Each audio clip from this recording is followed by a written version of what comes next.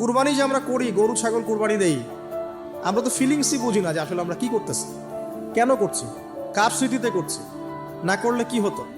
কারণ এখানে সবচেয়ে বড় কথা ছিল নিজের জীবন কুরবানি করা, নিজের জীবনটা কুরবানি করা। নিজের জীবন না আছে, আল্লাহ আমার কাছে একটা খাসি চেয়েছেন, একটা গরু চেয়েছেন, একটা বাহিমাতুল আনআম চেয়েছেন।